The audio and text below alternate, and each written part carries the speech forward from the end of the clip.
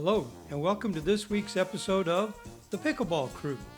We are a group of pickleball fanatics based in southeast Louisiana and are passionate about all things pickleball everywhere. Our focus is to inform, acknowledge those who help build the game regionally, and promote tournaments in our area. We do our best to present this with a love of the sport, a sense of humor, and a lot of fun. So join Vicki Wynn, Ken Wynn, Jeff Fuchsia, and me, Bud Klein, in our latest episode. We are glad you are along for the ride. In this episode, Ken will start us off with his review and updates of local tournaments. The crew will then dive into a discussion of strategies for making the big comeback or preventing one. Then Ken will share with us his experience at the Tom Burkhart Magnolia Classic, which honored the pickleball life of Tom Burkhart, a true pickleball pioneer in the Gulf Coast. Jeff gives us his Burr Under My Saddle, and Vicki will bring us her weekly shoutouts.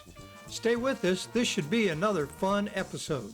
Welcome to the 26th episode of the Pickleball Crew. As usual, let's jump into the review of local tournaments with Ken. Thanks, Bud. Here we go. Let's start off with December 2023, the Boys Ranch Christmas Classic. This is the second annual. It's going to be in Slidell at Fritchie Park Gym. It's December 1st through 3rd. Registration is going really well. It closes November 26th. There's 92 people registered already. I'm sure we'll get upwards of about 150. There's a lot of people that register late. But so you've got about not quite 2 weeks to get registered. Friday is a social and open play. Saturday is gender doubles. Sunday is mixed doubles. Go to pickleballbrackets.com, check Louisiana out, and register for the tournament. It's going to be 8 indoor courts in the Fritchie Park Gym, and we're looking forward. It's a great cause. It's for the Boys Ranch. Thomas Hockard and his team always do a great job, so we're looking forward to this tournament. The next weekend, December 9th, 10th, is the second annual Americana YMCA Pickleball Invitational. This is in Zachary, Louisiana. Chase Rigdon is your host. Go to pickleballbrackets.com. Also for this tournament, Magnolia Classic is going to help run it. And last year they did a great job, and we're looking forward to the same thing this year. Also in December, the third weekend in December, the 15th through the 17th, is the Pickle Jazz Pickleball Tournament. We'll put the URL at the bottom of the screen. It's going to be at the Greenwood Tennis Pickleball Complex in Baker, Louisiana. It's $35 for 2 events. And again, check the bottom of your screen here for the URL. Let's go on to 2024. The first, we'll go to February. I also want to interject here. I was promoting several tournaments from the Oak Knoll Country Club. I reached out to them. I haven't heard back. And also I'm noticing that so far no one is registered. So I'm a pause from promoting those tournaments until I get some more information and I start to see some people registered on it. As soon as we hear back, and if anybody out there is affiliated with Oak Knoll Country Club or it's putting these on, please contact me so we can get some more information. I'd love to promote them, but I'm just hoping to hear back. So we're going to jump to February.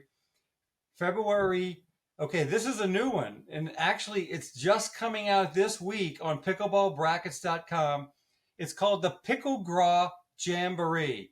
This is going to be at the Foley Event Center. Scott Korth is the tournament director. Scott, great guy. He sent me the information. Registration is not opening until the end of November, but you go to pickleballbrackets.com, search Alabama. It's called the Picklegraw Jamboree, men's doubles, women's doubles, and mixed doubles in the Event Foley Center in Foley, Alabama. That's a great place to play if you're playing indoors. And look, in early February, it's the perfect place to play for that time of year. 2 weeks later, February 27th through March 3rd, Paddles at the Plex, Opelika, Alabama. Registration opens December 18th, so save the dates on those as well. We're going to jump to March. March 22nd through 24th, Pickle in the Dell, Slidell, Louisiana. It'll be at Cross Gates. We don't have a URL yet for it, but when we do, we'll pass it along. 1 week later, March 29th and 30th, Alabama Open, Clay, Alabama. They have both tennis courts that they're using as well as permanent pickleball courts.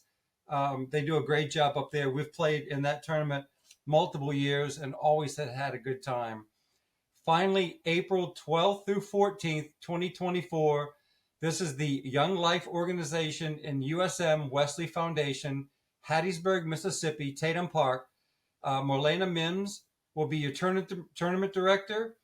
On the 12th will be an open day, open play family day. The 13th on Saturday is gender doubles, and Sunday, the 14th, will be mixed doubles. Go to pickleballbrackets.com, again in Hattiesburg, Mississippi, for the Young Life Organization and USM Wesley Foundation tournament. That's all for now, Bud. And again, if you have any updated information, please email me, and that email address will be listed below. So that's it for now. Thank you very much. All right, Ken, thanks for that update. And we're going to jump into kind of an interesting topic, and Jeff's going to start us off. All right. Ken came up with our topic this week. I think it's really good. It's basically the art of the comeback, how you should manage when you're up big and people are trying to come back on you, or when you're down and you're trying to come back.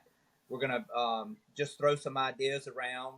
Ken, I'll toss it to you. You kind of start us off because I think you had a couple of pretty good comebacks this past weekend. Yeah, actually this weekend at the Tom Burkhart Magnolia Classic tournament, both in the men's doubles and in mixed doubles. In the men's doubles, my partner and I, it was actually 2 out of 3 to 11 win by 2. In our first game, we won 11-1. And I mean, they were a good team, but we were just really running on all cylinders. We were playing well, and we switched sides. And before we knew it, we were down 1-7, and we couldn't figure out what was going on. We knew that we were making a few more unforced errors. We were almost a little bit careless, I think, with our play. I'll speak more for myself than my partner. And so we called a timeout at that point, and we were able to slowly work our way back into it, surprisingly, and win the game 12-10. And the same thing happened in mixed doubles on Sunday, but it was the first game of the series. We fell behind 7-0, and this is the team that we felt like was probably one of our biggest competitions in the tournament. And we called timeout. We talked it through a little bit, and it was for us. It was some unforced errors on our side, and I think you can't always explain everything, but things just started working for us, and we came back to win 13-11 on that one. So those are, now I've been on both sides of it. So, but that's what happened this weekend, which kind of, I think, helps kind of spur the idea of the topic. So what about you guys? Have you had some kind of a come from behind or been in a big lead and all of a sudden started losing it? And what did you do differently in the course of the match to help alter it? Well, for me, one thing that I think really helps when you're trying to come back, let's throw out a scenario, Ken. You and I are playing, and we're down 5-0. So we have not switched places yet. We're in the same position on the court. Sometimes, if you'll just, when you get the ball back, just stack and just switch places, because now we all have different skill sets from each side, most of us anyway. So now you're giving them a different look than they've had on that 5-0 run that got them in a groove. And I've seen this work. I've seen this work time and time again. I'm not saying you score all 5 points, but I've seen it where you score a point or two and it gets you off the snide and gets you rolling a little bit and helps you to come back. So I think that's one thing that you can do in trying to get yourself going on a comeback run. I was just going to, before you start, Jeff, I was just going to interject that Sunday I was playing with Andrea, and we got down about, I think we were down like 6-2 or something like that. And she said, let's start stacking. So we started stacking, and we came back and won. Another thing I think I don't do all the time, but we tried this with another partner, is using hand signals when you're receiving serve and start poaching a little bit, switching sides. I think those are all things that you could do to break up, if you will, the concentration of the other team when you throw something new at them that they're not used to. Right. Absolutely. Yeah, those are both good points. That's kind of, in both cases, that's really giving a different look to your opponent. And it, if nothing else, it has them in this, even if it's in their subconscious, the picture looks different to them. So they're trying to process now where they may be hitting the ball or where the ball may be coming back from. So it's completely different. Go ahead, Vic. You were going to throw something. Yeah, I was just going to throw out the all important timeout because it took a long time for everybody, I think, to get on the bandwagon of realizing that you have 2 timeouts and that you can use them strategically. But the biggest thing is that it's hard to have a discussion with your partner just, in passing and in between points. And if you're down enough and you need it, you take that timeout. And it's interesting to see how many times the shift turns even just after a timeout. You could end up speaking gibberish to each other, but you're going to do better because you took a timeout. Or the other team gets ruffled because they start to wonder what strategy you're putting in place at this point. So just watching their reaction from that sometimes is really valuable, but it's definitely valuable from the standpoint of you and your partner being able to have the chance to talk and decide, what are we doing wrong? What can we do to get ourselves back on track? And even when you're ahead and the opponents are there calling the timeout to try to mess with you a little bit, that's an important time for you and your partner to talk and say, hey, look, this is where we don't want to change this, or we may want to try to do this just to maintain. And I just totally believe now, and after having used those timeouts strategically, I believe in it. Vicki, the timeout is something a lot of people don't want to take a timeout because they feel like it's an admission of, hey, we're not doing well.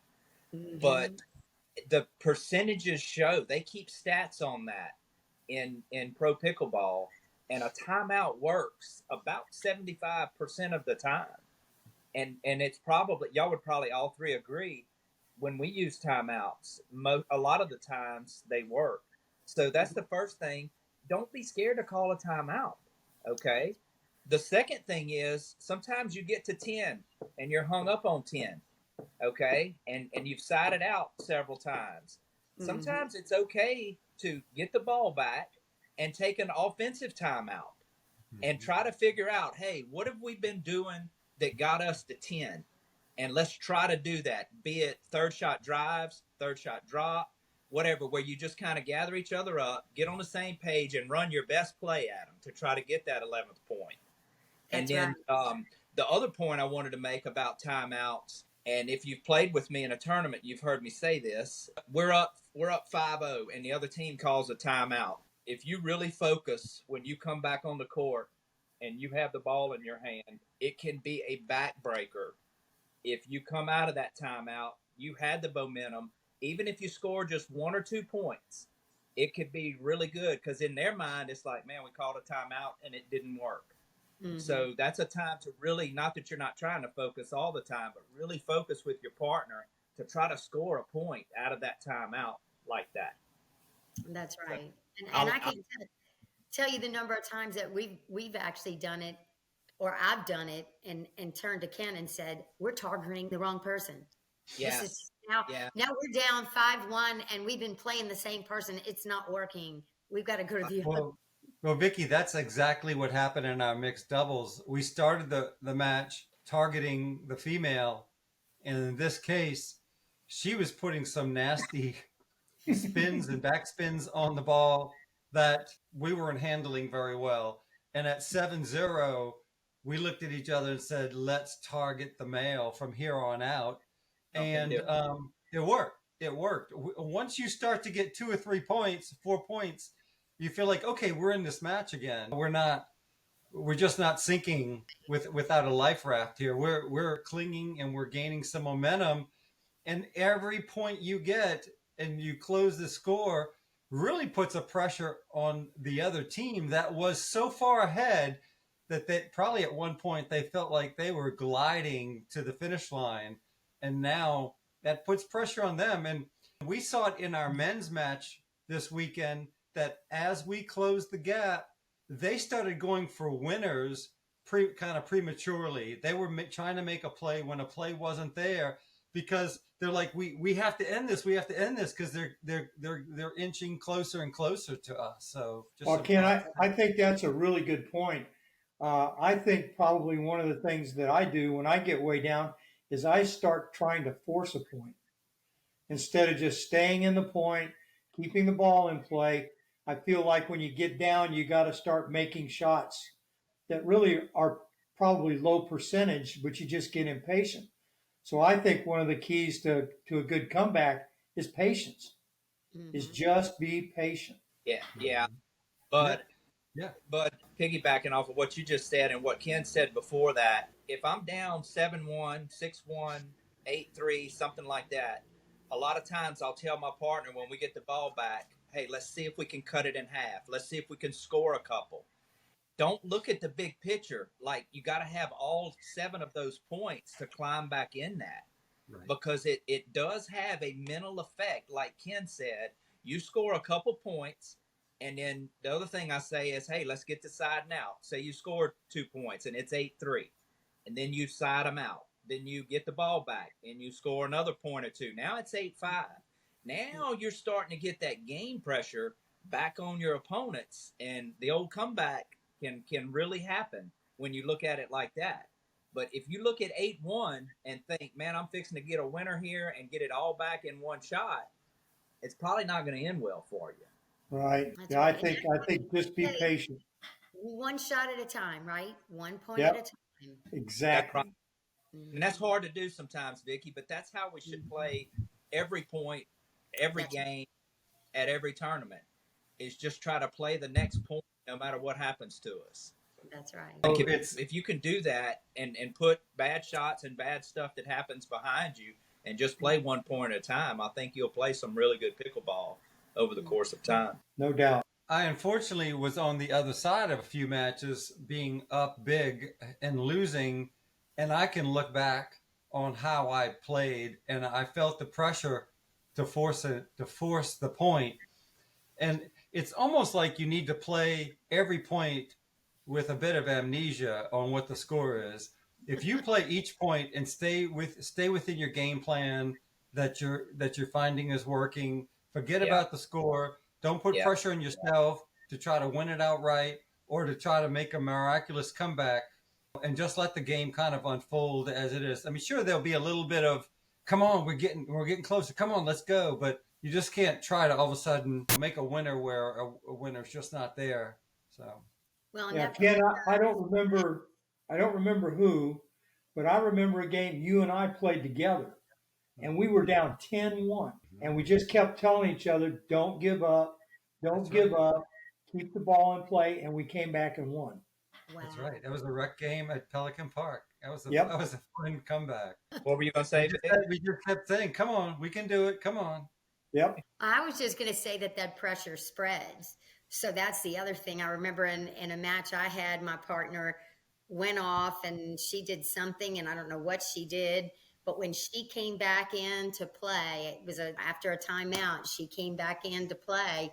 After the next couple of points, I had to ask her, what did you go do? Because you came back so calm that calm spread to me. And I just felt so much more comfortable and confident that we're calm. We can do this rather than panicking and hitting the ball incorrectly. Same thing like in a dink battle. I think about how many times I used to play in a dink battle, and the minute I'd get in that dink battle, I'd be nervous.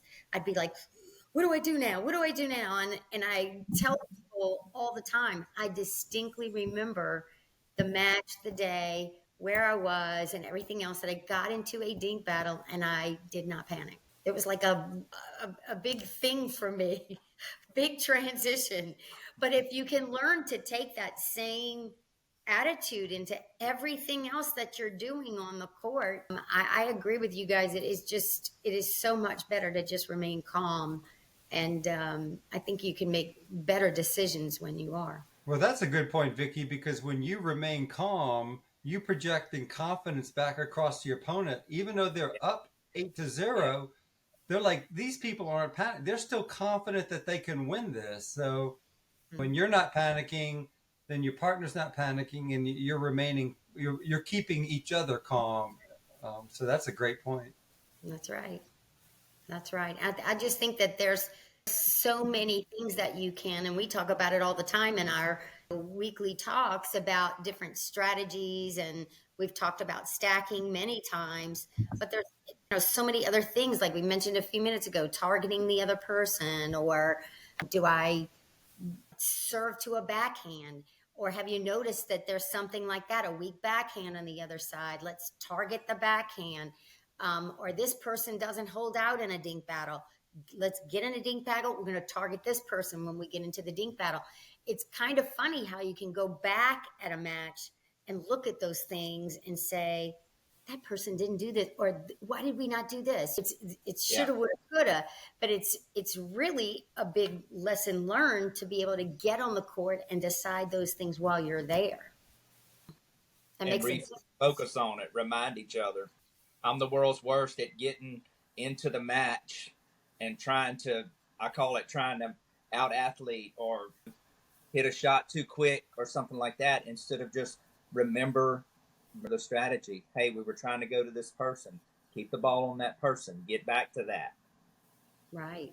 So, and especially if you're ahead, remember what you're doing right. That's don't just focus on what you're doing wrong. Remember what you're doing right, and when is it working for us? Yeah, sometimes when you're really ahead, you can almost stop doing what got you there, because you can get a bit complacent, almost like, well, we're destined to win at this point. We're so far ahead. And the second that momentum starts to shift, that's hard to get back. So you almost play every point with amnesia that the score is still 0-0. And keep that foot on. You just got to keep playing the way we. Go ahead, Jeff. Keep that foot on the gas till it's over. If you're in the country and you killing a snake in the yard, you're gonna keep hitting it with that hoe until it ain't moving no more. Till the head's gone off of it. And my thoughts exactly, Jeff. Great analogy, Jeff. Great analogy. Great. That brings it all home. We can end it right there. I mean, that's it. Cut the head off the snake and you'll win. That's right. Just see two other snakes on the other side of the court from now on, right? Oh, you guys. All right, bud. So we're going to kick it back to you. I think we covered that well. I do too. All right. Great discussion. All right. Great discussion, gang. And now Ken, this past weekend, was at the Tom Burkhart Magnolia Classic and has a couple of videos that he wants to introduce. Yeah, thanks, Bud. Had a great time at the Tom Burkhart Magnolia Classic. It was held in Daphne, Alabama. I'll tell you, the W.O. Lott Park is not a large property, but it has, about 6 tennis courts, and it's got 12 pickleball courts, and it's got a nice little clubhouse with bathrooms attached. It's got bocce ball. It's got a children's gymnasium, outdoor play center, and I tell you what, it's so well kept. You could tell it's new, but yet they just did a great job with the layout, and it was a great location for the tournament. But anyway, the tournament was to honor Tom Burkhart, and we have a video here of the opening ceremonies where they were announcing everything. We had a little bit of a rain delay on Saturday morning, so we didn't get off until about 11:30. But there's a video of Bill Malloy and Andrea kind of explaining to people a little bit about Tom Burkhart, introducing him, and talking about the accolades and his accomplishments. So, Bud, why don't we go ahead and run that then? All right, here it is. I don't know him, Tom Burkhart, the gentleman in the blue. I talked to Tom and I said, Tom, we'd like to honor you with a tournament in your name. And he said, can I think about it? So I said, sure. And he paused for effect and then said, yes. So how do we repay Tom? Well, one thing that you could do is have a tournament in his name, but that's so 2021. That's been done. Or You could get some custom socks made with his face on it. But frankly, that's been done before. So, grasping for straws, we would like to award the first ceremonial medals of the Tom Burkhart Magnolia Classic to Mr. Tom Burkhart.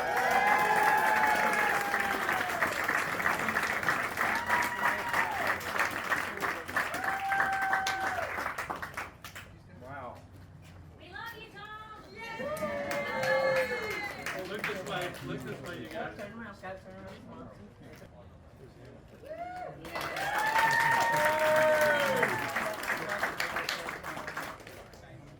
Okay, for those who aren't familiar with Tom, Tom's more widely known in the Mid-South area of the pickleball country rather than Atlantic South, which is where we are now. But the untold part of the story was this tournament was originally scheduled for South Mississippi, and for whatever reason, we moved it over here. So Tom gets a little vacation in beautiful Daphne, Alabama. And you guys get to enjoy this awesome venue. I don't want to take up a lot of our time because the courts are almost playable. So I'm going to run around with a towel and pick up the remaining spots. And I'm going to turn things over to Andrea, our tournament operator, so she will co-operator, so she can let you know how the day is going to go. I just want to give you a quick rundown of Tom's background so that you understand why this man really needs to be honored and how he has served this community since 1980. Almost 50 years his career spans. So he started in 1980. He is the National Senior Games, the national event, co-tournament director with David Jordan, and they did their last tournament directing for the National Senior Games this past year. So he and Dave Jordan have retired from that duty, but they did it for years, and it was always run beautifully. When I attended Fort Lauderdale, it was great. He's on the cover of US Today as that's the image that we used all over the website, and they did a big feature story on pickleball. He's on the board of the Louisiana Senior Games. He served on the board of the Louisiana Senior Games. He was the Mid-South Regional. Now, Mississippi used to be a part of the Mid-South region, so that's why we specifically wanted to make sure that everybody knew that originally we were a Mid-South region, Mississippi was. Now it's Atlantic South. But he was the Mid-South Regional Director for USA Pickleball, a Mid-South Regional Tournament Director as well. And that's another big, huge tournament, and that's in Texas. And at the National Senior Games, he won gold in doubles in Providence, Rhode Island. Following year, he won gold in mixed at Nationals. He's certified coach, clinics, instructional clinics, and referee clinics. He's been a speaker and asked to speak at the National Conference of Parks and Recreation. And this is the story that got me the most. He and the gentleman Robert Kelly in the Nike hat right there worked at Robert was employed at Hunt. Yeah, so Robert is employed at Hunt Correctional Facility. It's a maximum security prison in Louisiana. And he and Tom put together a presentation. They got into the prison and spoke with the warden and got approved to come in and teach pickleball to prisoners. Yeah, it's a 1,200, you said 1,200? 1,200 maximum security. Yeah, 1,200 maximum security. So they got together and they got a few people to come out and teach, and they taught the prisoners pickleball. And from what Tom told me, that he said that one of the guys is like completely focused on it now, and came back and thanked him tremendously because it really changed him. It gave him something healthy to focus on and put into his life, which is really neat. And so I think that's incredible, and what a heartwarming story. This sport truly transforms lives. It really does, and that's a perfect example of that. So that's why we honor people like that. Okay, on to the business. Welcome and thank you.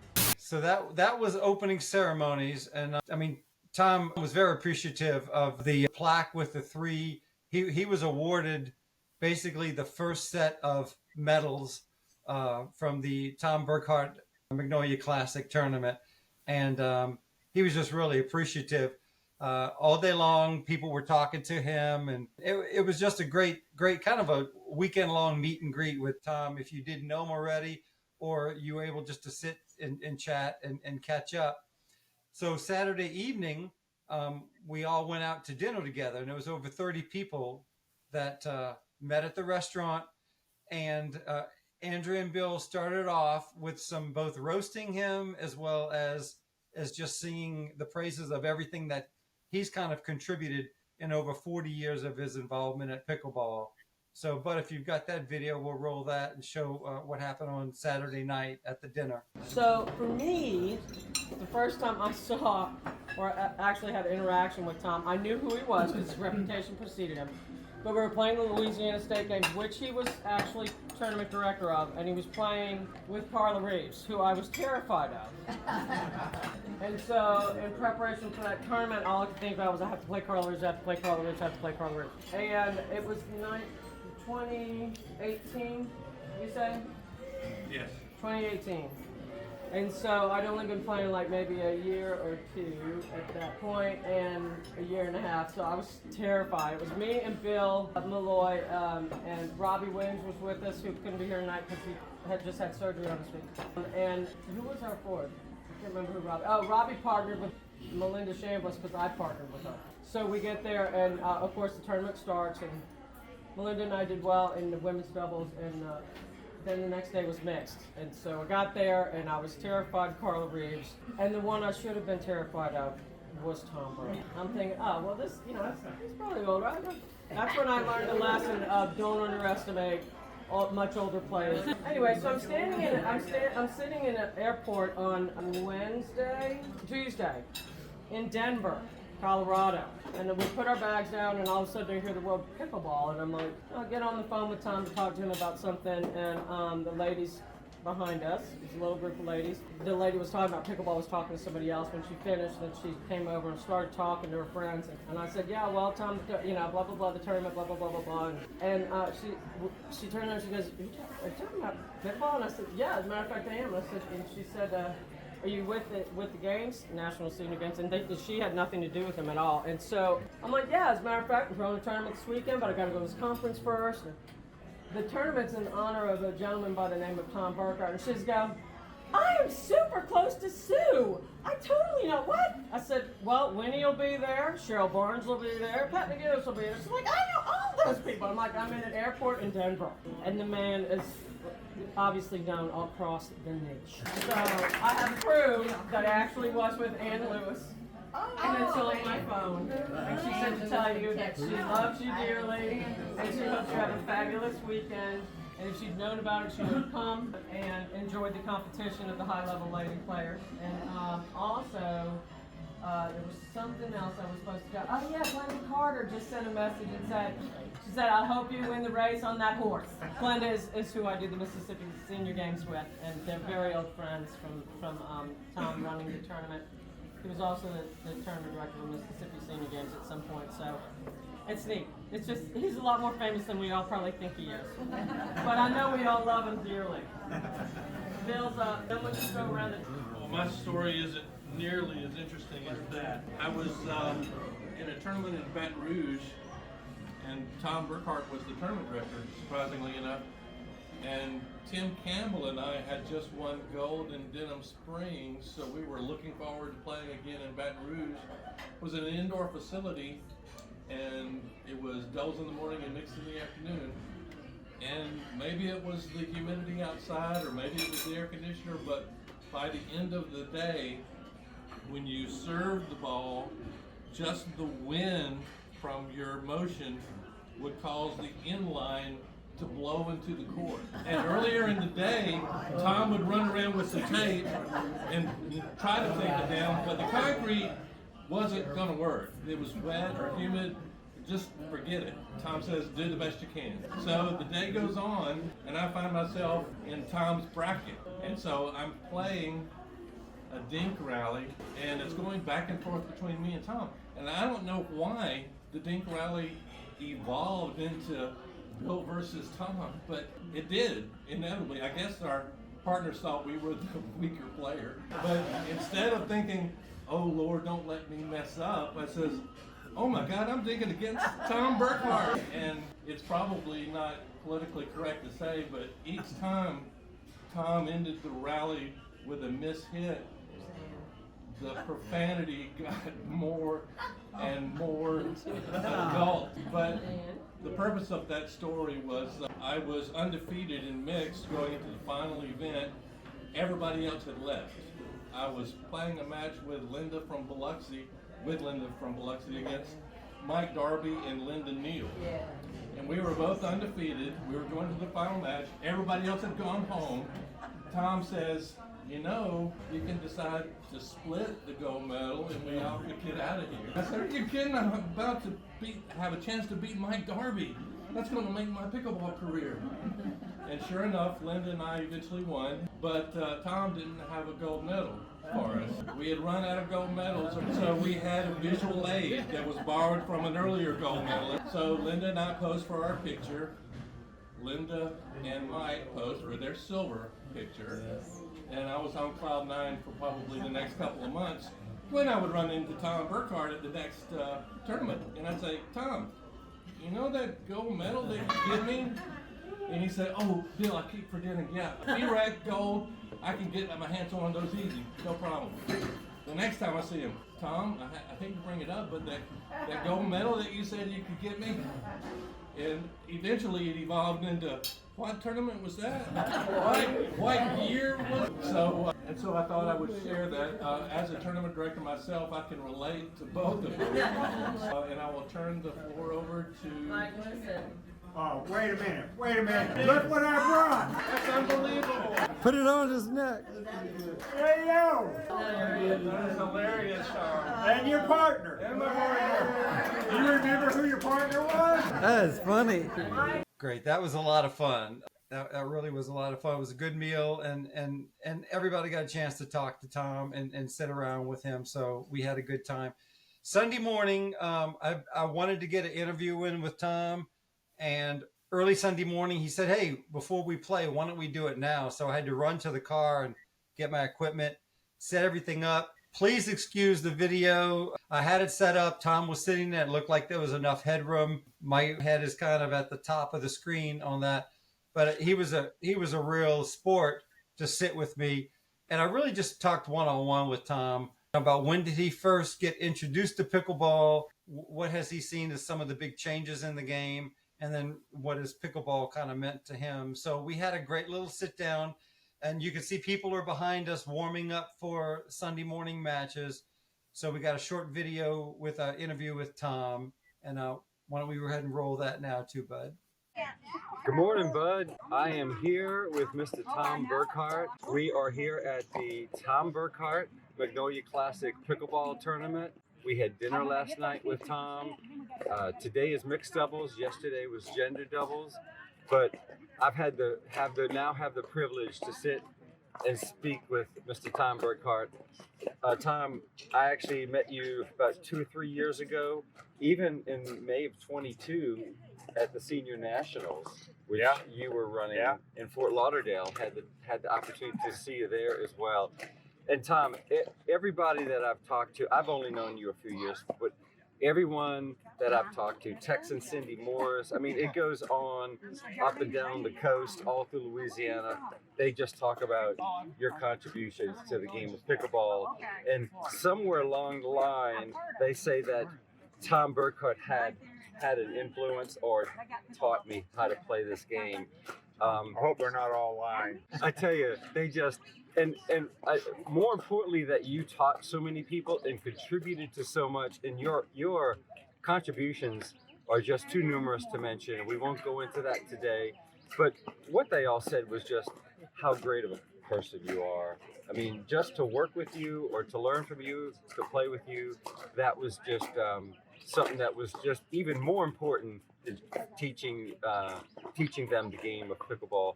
But let me ask you, when did you first learn pickleball? When did you first hear about it? Well, kind of a funny story. In 1980, I moved from I was a phys ed teacher. Okay. And I moved from a high school to a middle school, Baker, Louisiana. Baker, Louisiana. Yeah. Okay.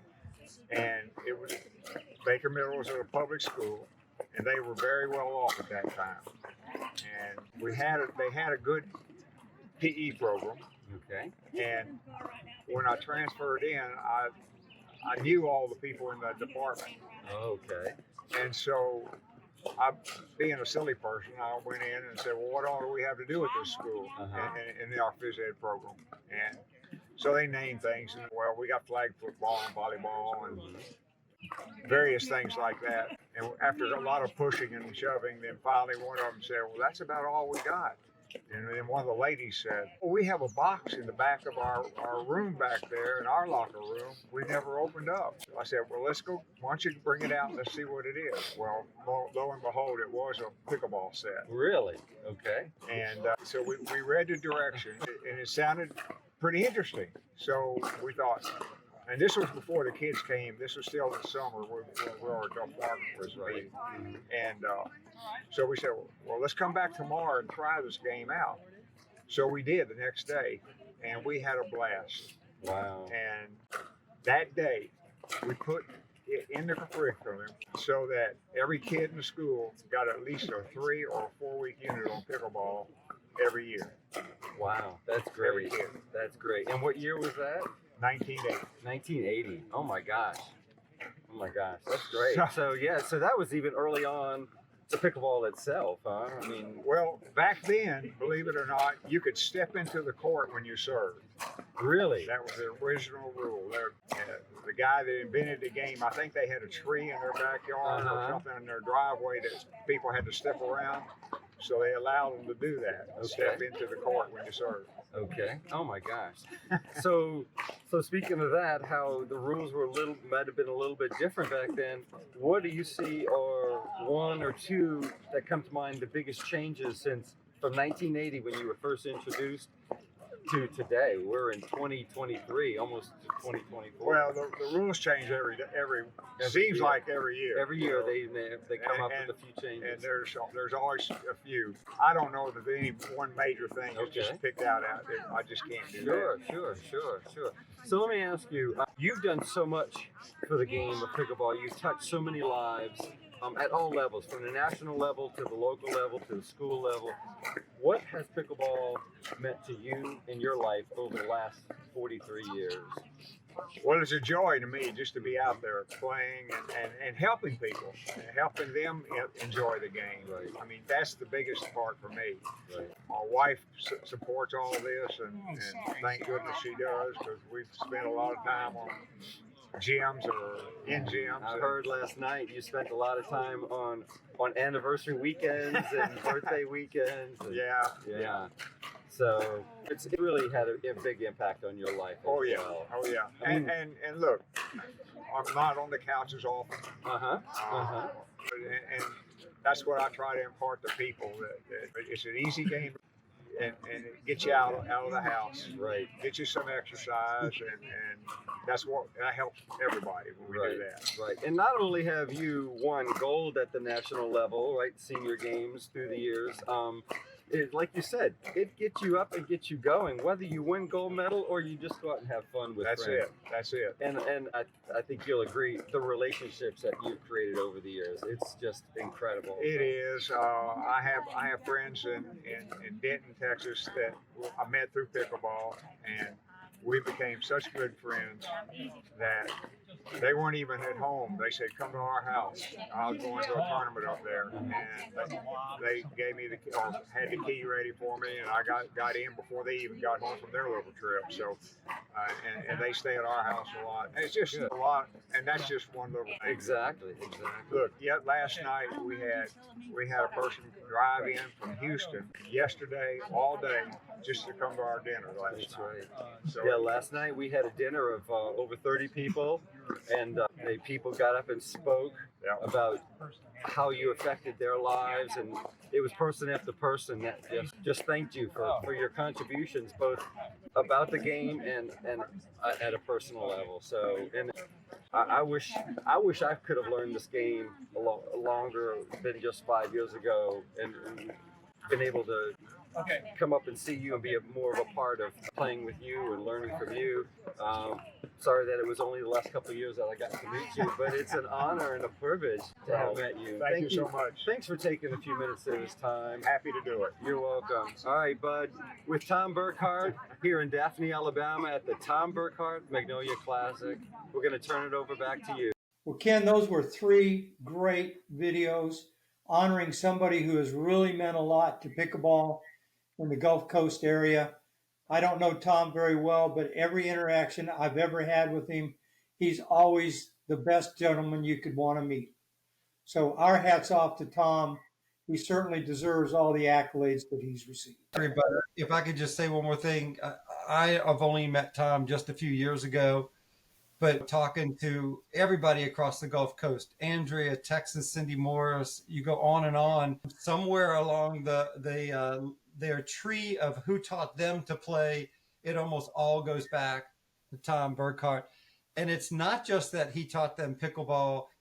The man is just so kind, so gentle, and has always put everybody else first. I mean, he's just given hours and hours and hours toward the game. And there's very few people like that.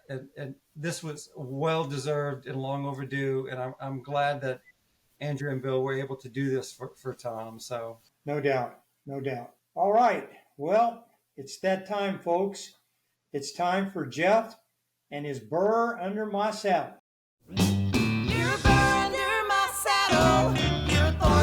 Okay, after last week, I turned Burr Under My Saddle over to Howard, and he did a 30-minute segment, which never been done before in Burr Under My Saddle. So I'm like, man, I got to do something to top Howard Ward. So this week I have 2 Burrs Under My Saddle. How about that? When I leave to go to Missouri deer hunting, I've got all these chat groups that I'm in. I'm going to have to send out a text saying I'm leaving. I don't want you people playing when I leave. I don't want to get back down there. Y'all done worked on your game, and I'm behind. So that's the first and probably the biggest Burr Under My Saddle. Don't y'all be playing while I'm gone. You shut it down. You put that paddle in the case, and when I get home, I'll shoot a mass text out. Hey, everybody, I'm back home, and then we'll continue to play. Y'all got it? Okay. All right. The second Burr Under My Saddle has to do with on the court. Balls that tip the net. If a ball tips the net, if you watch, most people lock up, they freeze, they don't move back, they don't move forward, they just freeze up. You can train yourself. And if you watch the pros, it's what they do. As soon as they see that ball tip the net, they plant that back foot and they're moving forward. Does it mean you'll get to every one of them? No, but you won't get to any of them if you have the old, I'm going to use this analogy, Ben's, we're up here deer hunting, the old deer in the headlights, and you don't go anywhere. So start working on that, and you'd be shocked. Once you train yourself, as soon as it tips the net, plant that back foot, step forward, you'll get about half to 3/4 of them. So, man, I hope the old double Burr Under My Saddle gets me back at least into the race with Howard. He took the show over last week on me. That's what I got for this week, bud. All right, Jeff. Thanks for those 2 Burrs Under My Saddle. And I promise you, I haven't played since you've been gone. I put my paddle up, and right. I'm not going to play till you get back. I was not talking to you. All right. Me either, Jeff. I got my paddle right here, sitting here. I'm holding on to it until you come back. There you go. All right. And now it's time. Hey, bud. I've got a shout out. All righty, bud. You guys have just said so much about Tom Burkhart and the tournament, but I did want to go ahead and give a shout out to Andrea and Bill and how nice and how wonderful it was that they did do a tribute for Tom Burkhart. I think it was, overdue, and I know he was appreciative of it. I know they had a great time Saturday night. a lot of praise, but also there were a lot of giggles and a lot of fun stories. But they got all of his friends, from what I understand, or a lot of his friends there. If I'm not mistaken, a lady came all the way from Texas, to come in to see him for it. So, right. And that right there says a lot about him. It says a lot about him and how much everybody loves him and really has been inspired by him. And so he's my second shout out. Thank you, thank you, thank you for all the inspiration that you've given to everybody in pickleball in our region. And here it is, a lady from Texas. It's just, there's so many people. It spreads so wide, the influence. And I'll never forget going to nationals and one of the first people I saw on a golf cart riding around was Tom Burkhart. So he was even instrumental up there in nationals. Oh no, I say up there. It was actually in Florida, Ken. We were actually in, we didn't go to nationals this past time, but we went in Fort Lauderdale. And he's one of the first people you saw out there doing things and volunteering his time and riding around in golf cart. So Tom Burkhart, we just thank you so much for everything that you've done. And again, for all the inspiration. We all have big shoes to fill, but we're trying really hard to keep the game going, keep the exposure, and finish out what you've started. Thank you. Vicki, thanks for those shout outs. And if nobody has anything else, it's time to say goodnight. Good night, everybody. Good night, everybody. From the Pickleball crew, thanks for watching, and we'll see you all next week. Well, that's it for this episode. We hope you enjoyed it. Be sure to leave any comments, and please like and subscribe to our channel. Thanks again, and see you next week.